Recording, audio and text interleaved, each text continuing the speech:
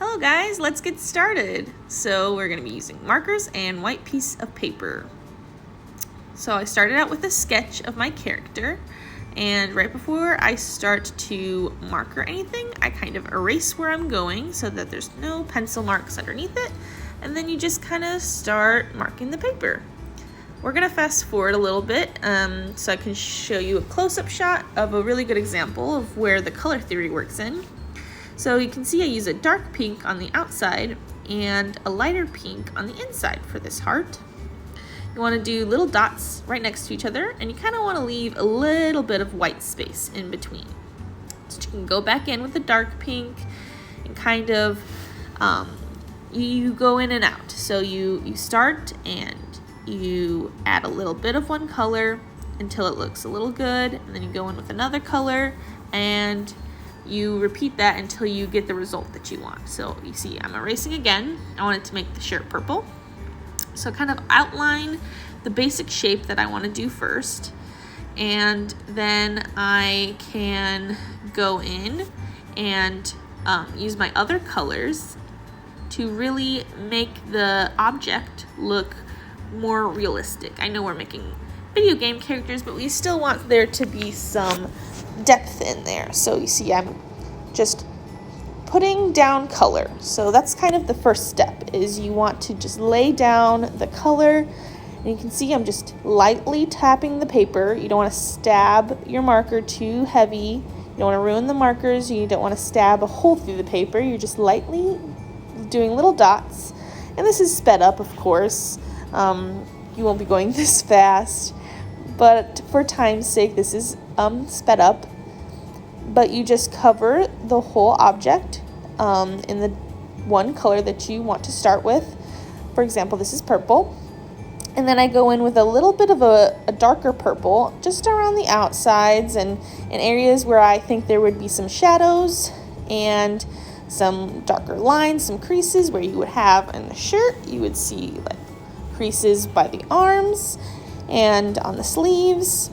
And so I'm just adding some more darker colors in those little corners of areas. And again, that's kind of why you want to leave some white spaces in between when you go in first. And then I'm adding some blue, just kind of right where I did that darker purple, just to kind of add even more depth there and some darker shadows.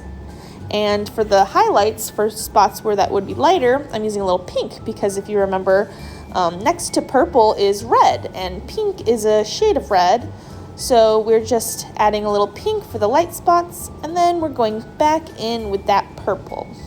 Just kind of covering everything we already had, and it's going to really bring that color forward. So this is kind of where you want to cover that white space that you left the first time.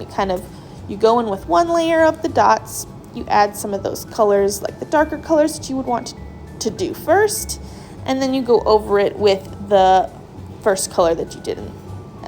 So there you go, that's the shirt. I'm adding some extra highlights.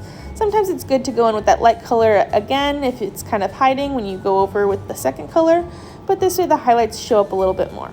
And there you go.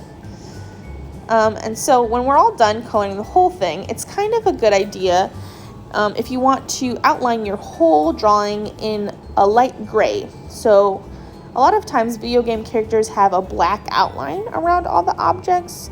I like to do gray first and then black over it, or in some spots. Sometimes you don't want to do a harsh black outline everywhere. You can choose to do this, you don't have to. If you want your character to just have colors and not have an outline, you can do that too. But the gray is a really good option depending on whether or not you want to do it, because it's light enough that it doesn't ruin it too much if you decide you don't like it. But it's also dark enough that it gives that sense. And then if you go in with black over it, be very sparingly with the black. That's why I use the gray first, because black is very permanent. It's very dark. You can't really fix black.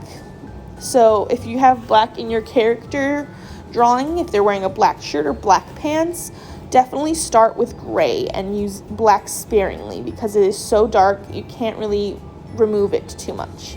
And the thing with the outlines is we are going to be cutting these out So if I add a black outline or a gray outline and I don't really like it, when I cut, I can just cut in a little bit closer and cut off that gray or black part. So it kind of helps. I recommend, if you have the time, to definitely do this, but if you run out of time, that's okay. I want us just to have our characters fully colored from head to toe, and then we can kind of go back in and add more details if we have time. But again, all those dots is going to take a lot of time. I'm very sped up, so it looks like it's fast, but it does take a lot of time to lay down all those dots, so try to do it not as quickly as possible. You want to make sure that you're being neat about everything, but just making sure you're getting those dots down. And you can see I'm cutting it out now. And then when it's all cut out, you get rid of your scraps, then you have a fun little video game character. I hope you guys enjoyed.